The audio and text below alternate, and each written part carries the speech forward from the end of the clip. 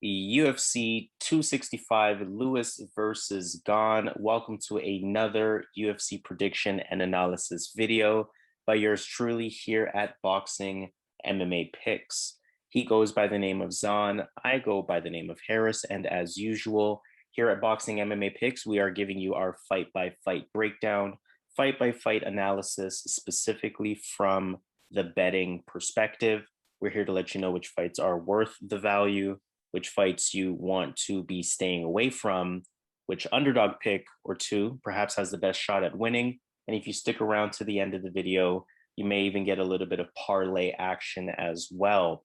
As usual, this is the main card video. Prior to the main card video was our prelim card video. If you have not watched that yet, press pause right about now. Go ahead and watch that video and then definitely return to this one. Pretty decent card, pretty decent pay-per-view event. UFC 265, Derrick Lewis taking on Ciryl Gane for the interim heavyweight title. And on this main card, we only have 5 fights, but these are 5 pretty good fights. So definitely excited to break these down one by one for you. In our usual fashion, let's start with fight number 1. We have Song Yadong taking on Kenney, and I'm going to start with this analysis, starting with Song Yadong. He lost to Kyler Phillips via unanimous decision. That was back in March. Can't be too mad at that. Kyler Phillips has looked pretty decent, although his recent fight didn't go the way we wanted it to. Nonetheless, he was on an 8-fight win streak prior to that loss to Kyler Phillips. Pretty well-rounded striker, pretty technical sound in his boxing. I like how he mixes in the kicks really well as well. Pretty patient, good combinations. He does have a good right straight, solid jab as well. Decent movement on the feet, although he's more likely to sort of keep the fight within range, look to engage. You see him land there at 4.35 significant strikes landed per minute. Really likes to sort of mix it up with his opponents. But looking at Kenney, on the other hand, he lost back in March as well. That was to Dominic Cruz. Of course, I wouldn't say he came out flat in that fight, but didn't really come out as sharp as I thought he would, if I'm recalling that fight correctly there. Kenney is a southpaw on the feet, pretty impressive record, 16 wins, 3 losses, 1 draw. Really good on the feet. I like his boxing, good kicks, pretty hard calf kicks, active on the feet as well, good counter puncher. He has that advanced level of stand-up, pretty high striking IQ as well. And he does have some wrestling, at least offensively. Decent takedown defense as well, from what I've seen from him, especially going back to that Dom Cruz fight. And I mean, he's physically big and strong for the division as well. I think his 2 fights ago, if I'm not mistaken, he fought at a catchweight of 140 and looked good in that fight as well. So this is down at 135. Both of these guys are actually pretty physically strong for the division. So definitely look for that to almost be a non-factor, but definitely something to highlight for both of these fighters. But I do like this fight a lot because, as close as it may be on paper, I kind of really like Kenney in this one. I think he has that top 10 type of talent for the division. Whether or not he can put it together is a different story, but I think he has that level of talent in this division. I think Kenney is a bit more diverse of a striker of the two. And when I think about stand-up matches, I usually like the person who has the more diverse striking. And I think Kenney is that person. Not only do I think he's the more diverse striker, I think he's the more fluid striker of the two. I think he's the more dynamic striker of the two. And I just think he's overall a little bit better, kind of across the field. So although it is close, I'm definitely not going to act like Kenney's going to run away with this one. But I do like him. I wouldn't be surprised if he pulls out a unanimous decision in this one. I wouldn't be surprised if one of the scorecards reads 30-27. Kenney is my pick. Yeah, I'm going with Casey as well. What I see from these 2 fighters is Yadong is kind of looking for the home run, while Casey is good at just chipping away, getting all the points, adding all the points, winning the fight as it goes. But Yadong definitely is looking for that home run shot, and if it lands, can definitely change the fight. But what I like about this fight for Casey is his cardio.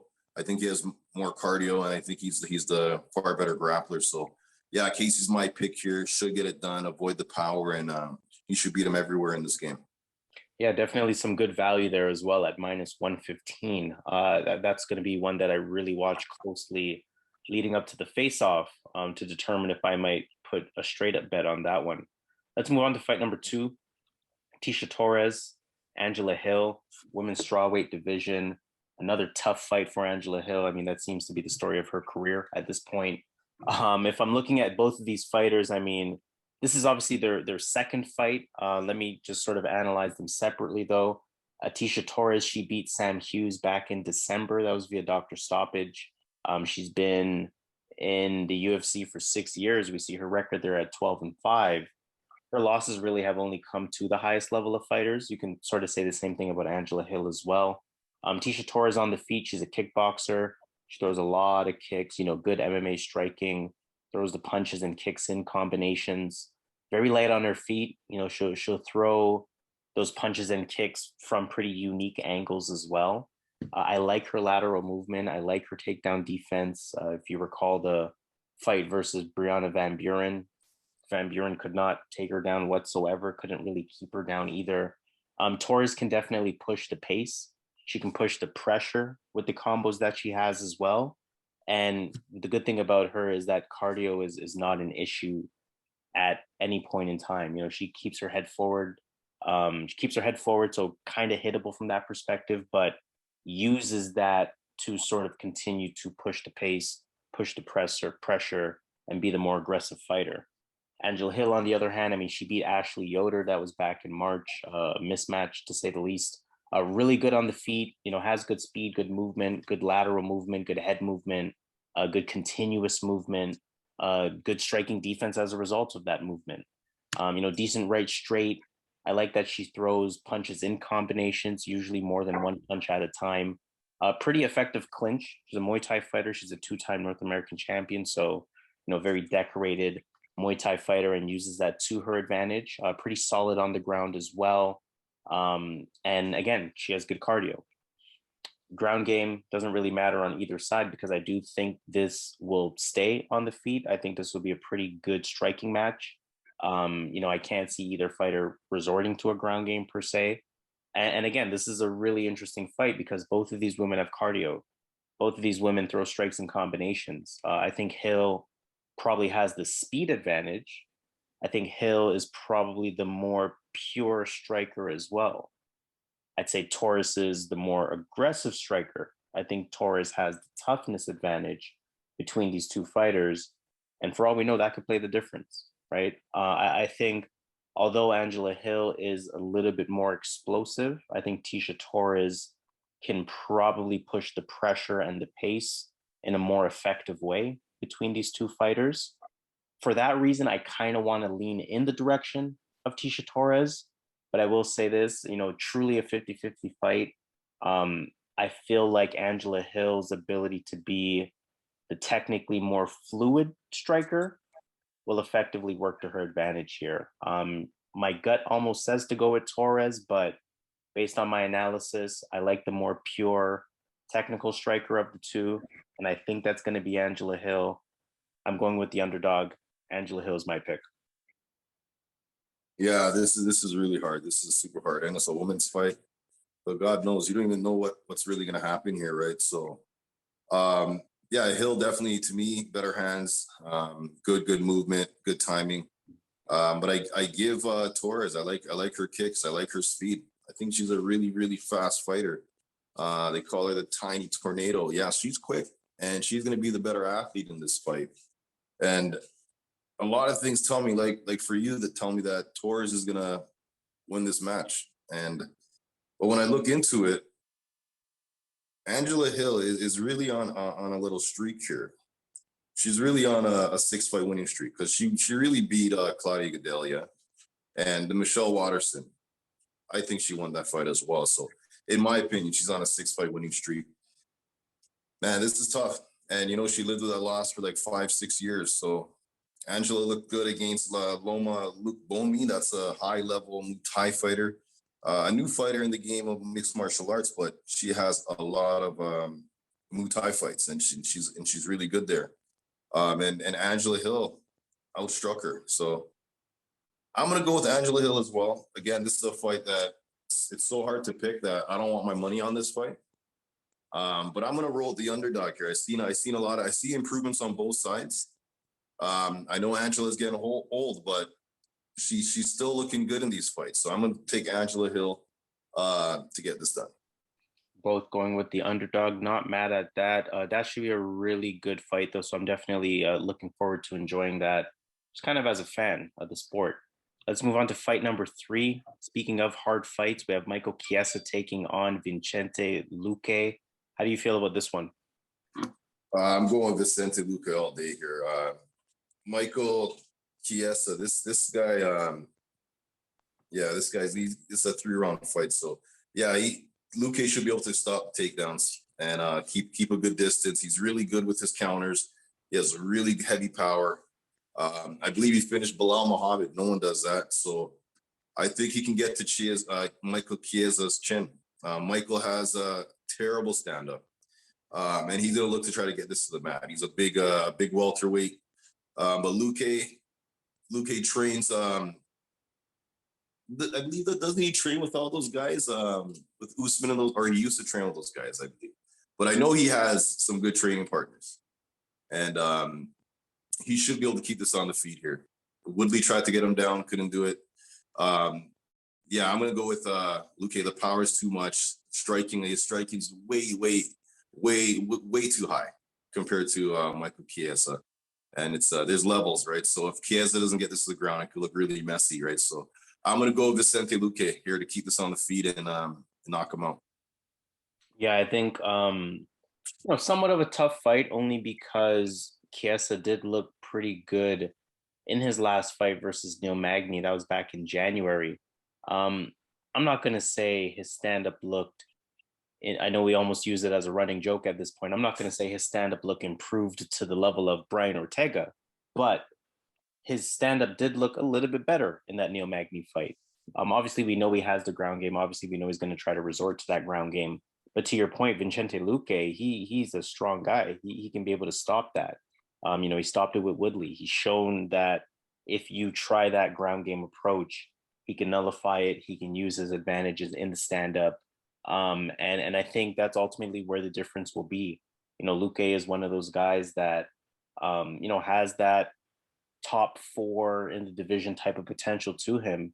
And I think he gets the job done here. I think Chiesa is riding a little bit of a high, and I'm not mad at it, but I don't think he gets the job done here against Vicente Luque. I think the stand-up will be too much, and I think he will be able to stop Chiesa's takedowns. So Vicente Luque is also going to be my pick. So let's move on to fight number 4. This is the co-main event. Again, the theme of this main card is difficult fights. We have Jose Aldo taking on Pedro Munhoz. Jose Aldo, he beat Marlon Vera in his last fight. That was back in December. Good pressure in the stand-up. We know who Jose Aldo is at this point, a pretty complete, diverse striker on the feet. Muay Thai stance, high-level boxer, throws the hooks to the body, uses that very effectively as a weapon, and it works against his opponents. A lot of fakes, a lot of feints, super high striking IQ, good combinations, high IQ combinations. His kicks speak for themselves. If you know the history of the UFC, of course. Legitimate takedown defense, probably some of the best in the game. 91% takedown defense in the UFC, so you definitely have to respect that. Munhoz, on the other hand, he beat Jimmy Rivera back in February. That was a unanimous decision.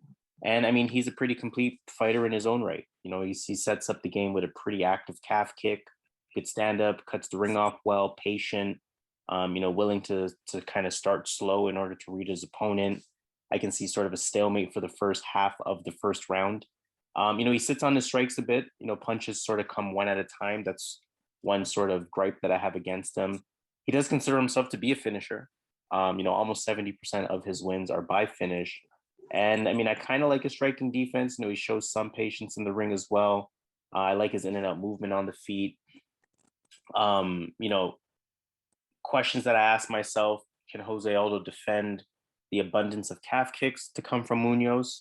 I'm going to assume that answer should be yes. I do think this is going to be a close fight.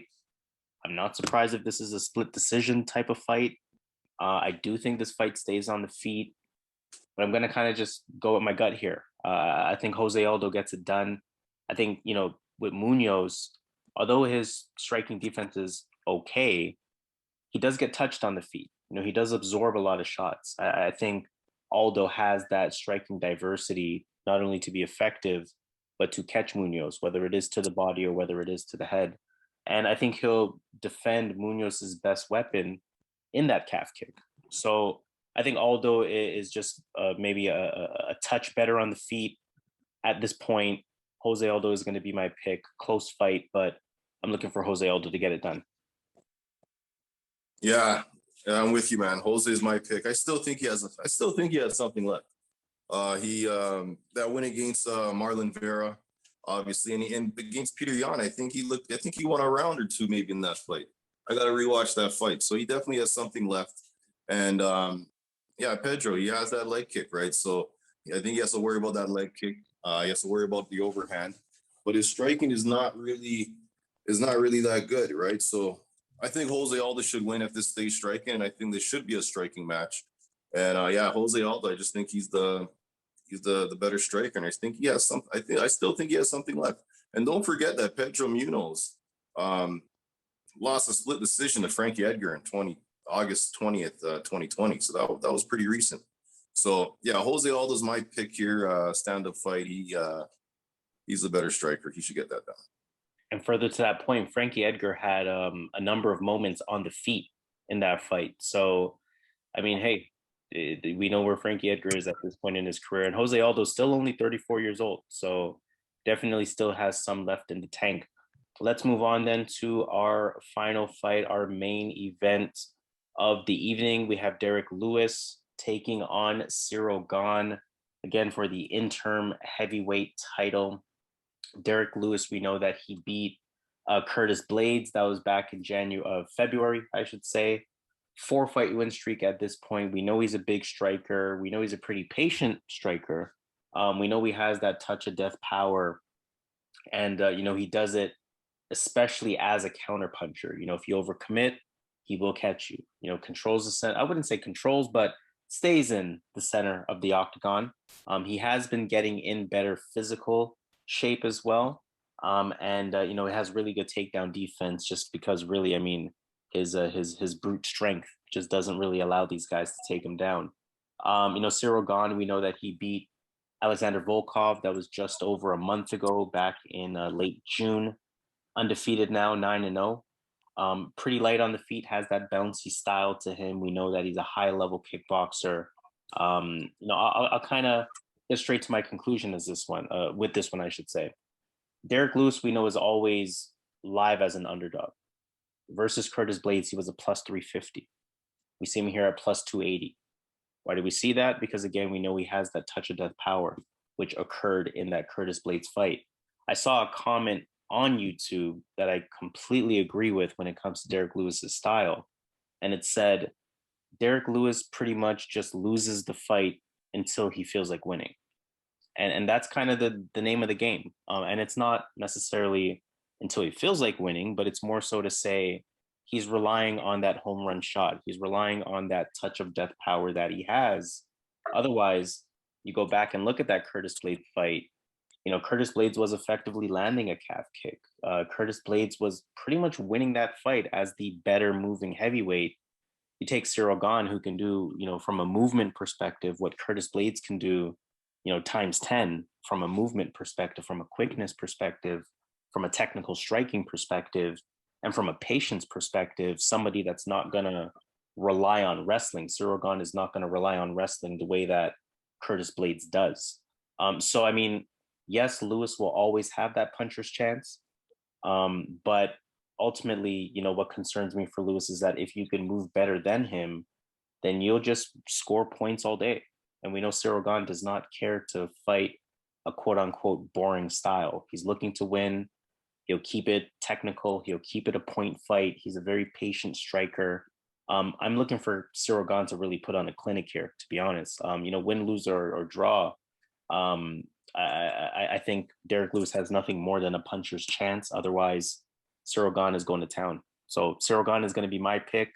I think he's going to be your new interim heavyweight champion. Yeah, you hit everything. So that's pretty much what's going to happen here. But I wouldn't be surprised if Ciryl Gane takes this to the mat. Like Lewis's power is for real. He brings us to a sense of security. Then all of a sudden, one shot, you're out. So that's always going to be there from round 1 through round 5. That one shot kill. But Ciryl Gane, too technical. He's not going to make those mistakes rushing in with his head down.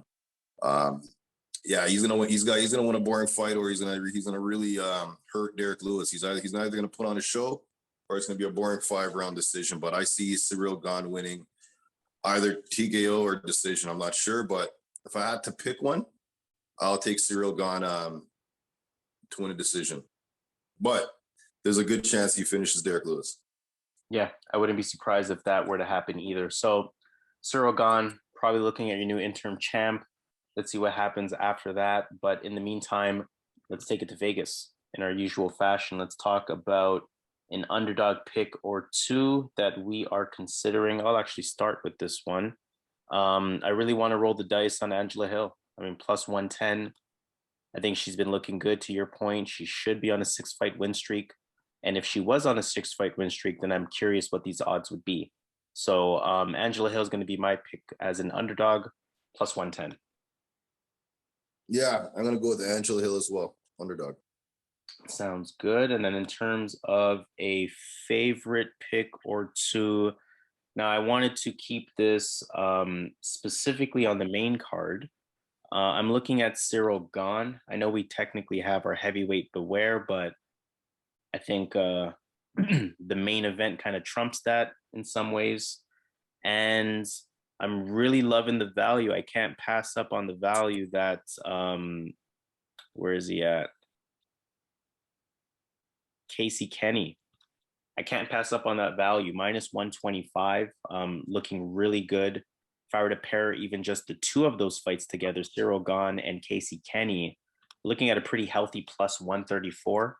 So $100 will return $234. And for our bigger bettors, $250 will return a pretty healthy $585. All right. I got Luque and Kenney. Where are we at? Okay. Kenney and Vicente Luque. Yeah, again, two great value picks there. Two guys that should get it done. Two guys that should be better than their respective opponents, even though their respective opponents are game. And those two solid value picks, they're going to add up to be a plus 210. So $100 will return $310. And for our bigger bettors, $250 will return a healthy $777. So some pretty lucky numbers there. Maybe those two can be the two that get it done. But in the meantime, we are going to ask that, again, you subscribe to the channel here at Boxing MMA Picks. Press the thumbs up on this video. Make sure you share this video with anyone that you know that needs additional UFC breakdowns, UFC analysis from that fight-by-fight perspective, from that betting perspective. And make sure you comment. Make sure you comment and let us know what are your favorite pick or two for this card. Perhaps if you're thinking about a specific parlay of your own, considering the entire card, prelim included, comment and we'll be more than happy to give you some additional insights and additional analysis to your specific parlay. But in the meantime, we are going to sign off. This has been the UFC 265 Lewis versus Gane main card prediction video by yours truly here at Boxing MMA Picks. He goes by the name of Zan. I go by the name of Harris. And in our usual fashion, let's get this money. Let's do it.